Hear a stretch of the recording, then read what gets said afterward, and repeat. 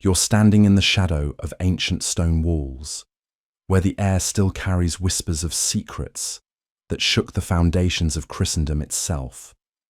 The year is 1119, and 9 knights have just made a discovery beneath the most sacred ground on earth that would change everything we thought we knew about the crucifixion. What if I told you that the Knights Templar didn't just guard pilgrims on dusty roads to Jerusalem? What if their real mission, their true purpose, was to unearth something so explosive that it threatened to rewrite the very story of Christ's death? Something buried directly beneath the cross, where our Saviour breathed his last breath. You've heard fragments of this story before.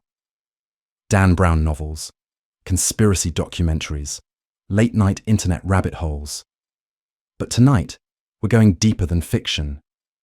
We're following a trail of evidence that leads from the Temple Mount to hidden vaults across Europe, from ancient scrolls to modern archaeological discoveries that mainstream historians refuse to discuss. Because beneath the polished narrative of noble crusaders lies a darker truth. The Templars weren't just warriors. They were archaeologists, treasure hunters, and perhaps most dangerously, keepers of a secret that could have destroyed the Catholic Church. So settle in, dim the lights, and prepare yourself for a journey into the shadows of history. What you're about to discover will challenge everything you thought you knew about the cross, the crucifixion, and the men who swore their lives to protect what they found buried beneath it. The story begins not with swords or battles, but with shovels and silence. Jerusalem, 1119. The First Crusade has ended, and the Holy City belongs to Christian hands once more. While most crusaders return home with tales of glory, 9 French knights remain behind. Their leader, Hugh de Payens, approaches King Baldwin II with an unusual request. They don't want gold or land or titles. They want permission to establish headquarters in the most sacred location in all of Christendom, the Temple Mount. The exact spot where Solomon's temple once stood, where Christ himself walked and taught, where, according to tradition, the very cross of the crucifixion had been planted in the earth nearly 1,000 years earlier. Now here's where the official story starts to crack. These 9 knights claimed their mission was to protect Christian pilgrims traveling the dangerous roads between the Mediterranean coast and Jerusalem.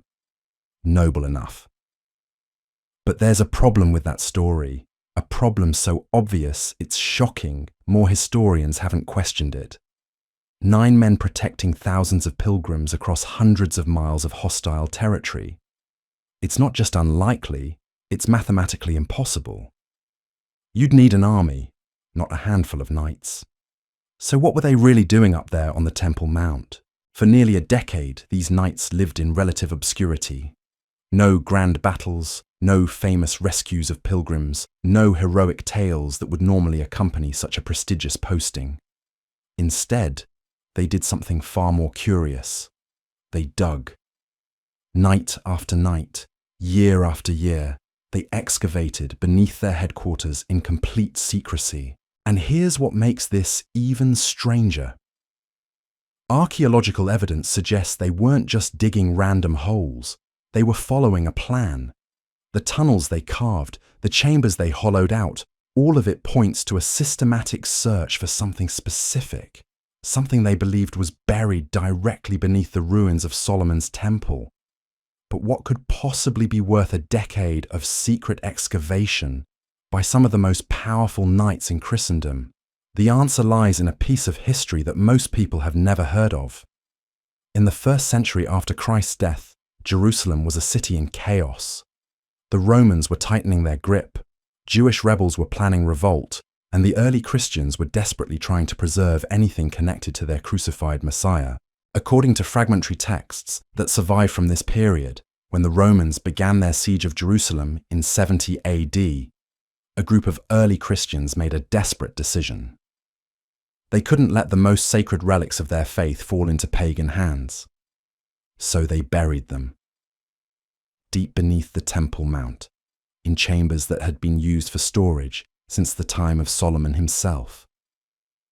What exactly did they bury? The accounts vary, but they all mention the same centerpiece: a wooden beam stained with blood, bearing the marks of iron nails. The horizontal crossbeam of Christ's cross, hidden away until the faithful could reclaim it. Now, you might be thinking this sounds like medieval fantasy. After all, how could wood survive buried for over 1,000 years? But here's what's fascinating. The conditions beneath the Temple Mount are perfect for preservation. Cool, dry, sealed away from air and moisture. Objects have been found in similar conditions that are far older and in remarkable states of preservation. And there's something else. Something that turns this from legend into documented history. In 1894, a British archaeological expedition was granted permission to survey the underground chambers beneath the Temple Mount. What they found shook the academic world. Evidence of extensive medieval excavation. Tunnels that matched exactly the layout described in fragmentary Templar documents. But more than that, they found marks, carved into the stone walls, symbols that wouldn't be identified until decades later, the distinctive crosses and seals of the Knights Templar, proof that they had indeed been there, that they had indeed been digging, and that they had found something. Because here's what happened next, and this is where the story gets really interesting. After nearly 10 years of obscurity, the Knights Templar suddenly exploded onto the European scene. They returned from Jerusalem not as 9 unknown knights, but as the most powerful military order in Christendom.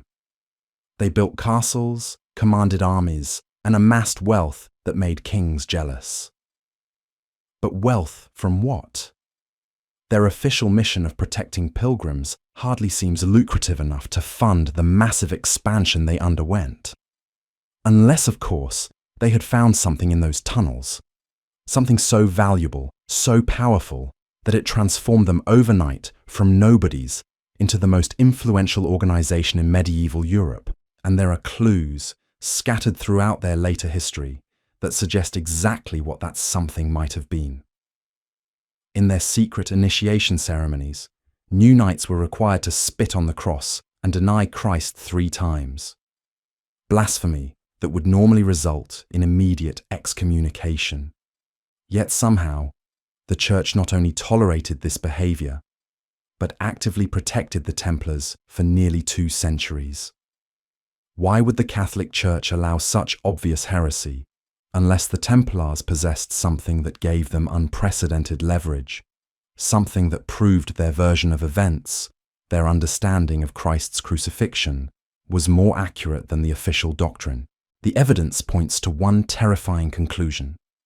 The Knights Templar didn't just find treasure beneath the Temple Mount. They found the truth. The Temple Mount. They found the truth. The truth they discovered wasn't written in gold or silver. It was carved into wood, the actual crossbeam of Christ's crucifixion, bearing evidence that contradicted everything the Church had taught for over a millennium. But let's step back and examine what this discovery really meant. You see, the official Church doctrine held that Christ died alone on the cross, abandoned by his followers, witnessed only by a handful of women and Roman soldiers. A narrative of isolation and sacrifice that positioned the Church as the sole interpreter of Christ's message. Now imagine the Templars uncovering evidence that told a different story entirely.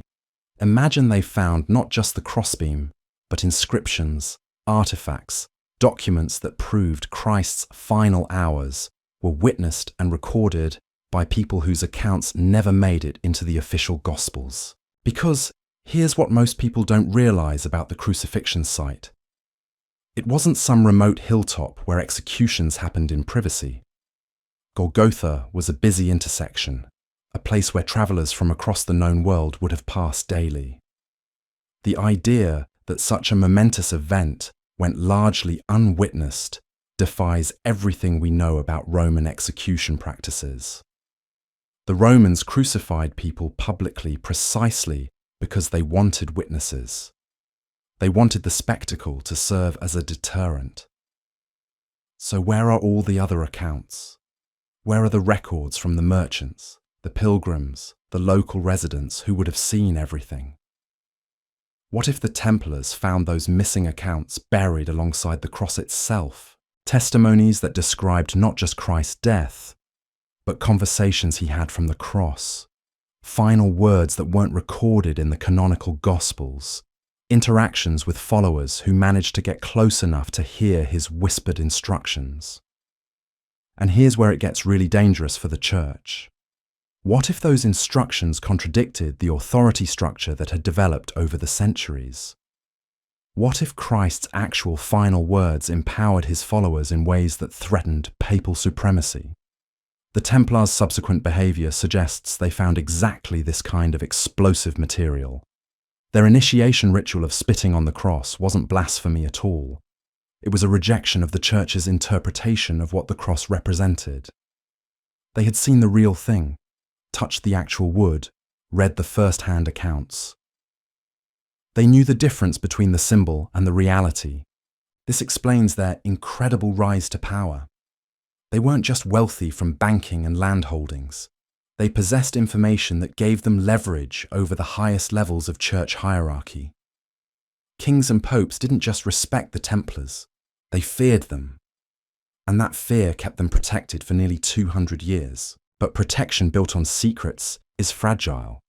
By the early 14th century, the political landscape had shifted. King Philip IV of France was drowning in debt, much of it owed to the Templars themselves. Pope Clement V was weak and politically dependent on French support. The perfect storm was brewing for someone to finally call the Templars' bluff. On Friday, October 13th, 1307, Philip struck. Templars across France were arrested simultaneously in a coordinated operation that had clearly been planned for months. The charges were heresy, blasphemy, and devil worship. But look deeper at the specific accusations, and you'll notice something interesting. The Templars were accused of worshipping a severed head called Baphomet. They were said to possess secret knowledge that contradicted church teaching. They allegedly conducted rituals in underground chambers using ancient artifacts of unknown origin. Sound familiar? These weren't random accusations dreamed up by paranoid inquisitors. They were surprisingly specific descriptions of exactly what you'd expect if the Templars really had found and preserved relics from the crucifixion site. Under torture, many Templars confessed to possessing secret knowledge about Christ's true nature. They spoke of revelations that would shake the foundations of Christianity. They described wooden artifacts that had been passed down through their order since its founding. But here's the crucial detail that most histories overlook. Not a single one of these confessions was identical. If they were simply making up stories to stop the pain, you'd expect more consistency. Instead, each Templar seemed to be describing pieces of a larger truth, fragments of knowledge that only made sense when assembled together. And then something unprecedented happened. On March 18th, 1314, the last Grand Master of the Knights Templar, Jacques de Molay, was burned at the stake in Paris. But before the flames consumed him, he made a proclamation that sent shockwaves through medieval Europe. He didn't just proclaim his innocence, he called upon God to judge his accusers within a year. Both King Philip and Pope Clement would be dead within months, seeming to validate his curse. But more importantly, de Molay declared that the truth the Templars protected would one day be revealed, and when it was, it would vindicate everything they had died for. What happened to that truth? Where did the artifacts go? Because here's what we know for certain. When the Templar holdings were inventoried after their arrests, the most valuable items were missing. Not gold or jewels, those were easy to find. But the ancient manuscripts, the wooden relics, the carefully preserved documents, all of it had vanished. Some escaped to Scotland, where the papal bulls dissolving the Templars were never enforced. Others fled to Portugal, where the order simply changed its name and continued operating. But the most precious items, the ones that had started it all, seemed to disappear entirely. Or did they? Because if you know where to look, If you understand the symbols and the signs, you can trace a path through the centuries that suggests the Templar secret never truly died. La secret never truly died. So here we stand, centuries later, still piecing together fragments of a truth that 9 knights unearthed beneath the most sacred ground in Christendom. The evidence stretches across time like a thread that refuses to break. Medieval tunnels that match Templar documents, sudden wealth that defies explanation, rituals that suggest knowledge far beyond what history admits. Whether they found the actual crossbeam of Christ's crucifixion, we may never know with absolute certainty. But what we can say is this: the Knights Templar discovered something beneath the Temple Mount that fundamentally changed their understanding of Christianity itself. Something so powerful, it transformed them from obscure knights into the most influential organization of their age. Something so dangerous that it ultimately led to their destruction. The truth they protected didn't die with them on those burning stakes. It scattered, evolved, and endured. Hidden in symbols, preserved in secret societies, whispered in the shadows of history. And perhaps that's exactly how it was meant to survive. Not as dogma proclaimed from pulpits, but as mystery, waiting to be rediscovered by those brave enough to dig beneath the surface. The next time you see a cross, remember this story. Remember that beneath every symbol lies a deeper truth. And sometimes that truth is more extraordinary than anything we've been taught to believe. The knights may be gone, but their secret lives on, buried just deep enough to stay hidden, just close enough to be found.